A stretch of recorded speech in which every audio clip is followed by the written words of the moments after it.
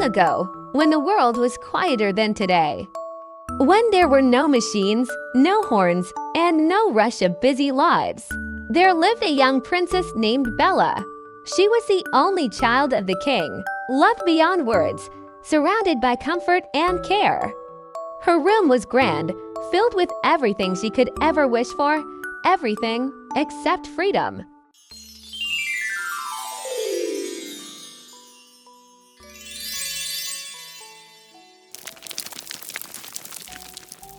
The king loved her dearly and never allowed her to go beyond the castle walls. For her safety, he said, but to Bella, those walls felt like a golden cage. Every day, she would stand on her balcony, gazing at the open sky, watching the birds dance with the wind, the squirrels leap across the garden trees, and waiting, always waiting, for her little blue friend. It was a tiny, peacock-blue bird she had named Blueball. Each morning, Blueball would flutter down from the sky, land on the railing, and sing its cheerful tune. Bella would run out with a smile bright as the morning sun. She would speak to it like to a friend, asking what new wonders it had seen that day. The bird would chirp and flutter, hopping from her shoulder to her hand, as though telling her stories from faraway lands. And for those moments, the lonely castle came alive with laughter. Blueball would admire its reflection in the mirror, and Bella would giggle, lift it gently, and kiss it.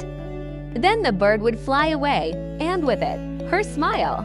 When it was gone, she'd whisper to the empty sky, "If only I could fly too, I'd go wherever you go, and see the world you see." One evening, the queen told the king about Bella's joy. How happy she became when the little bird visited.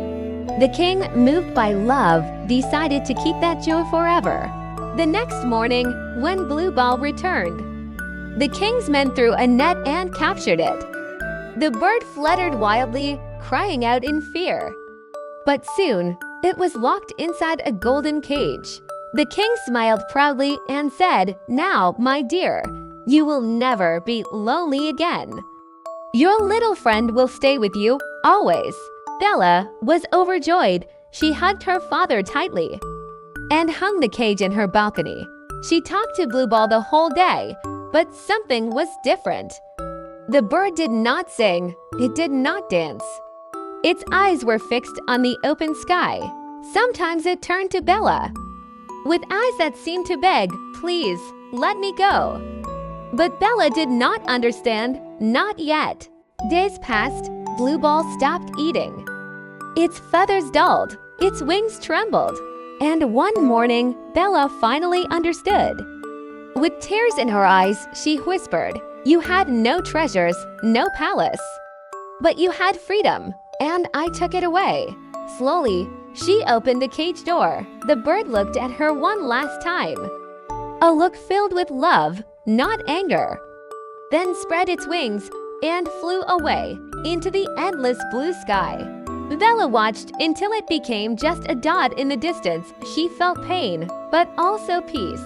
She had learned happiness cannot be owned nor trapped. It is found only where there is freedom. Days went by. Bella was alone again, but this time not sad. She found joy in watching life itself. The birds flying in groups, the squirrels playing, the wind moving through the trees. She smiled because now she understood what happiness truly meant. One quiet morning, she heard a familiar chirp outside her window. She ran to the balcony, and there it was, Blueball. It wasn't alone this time. A small flock of bluebirds danced around it. Bella's eyes filled with tears of joy. She held out her hand, and Blueball landed softly on her palm. She lifted her hand toward the open sky, whispering, "Fly, my friend, fly free." The bird chirped once, sweet and clear, as if saying thank you, and then rose high into the morning light.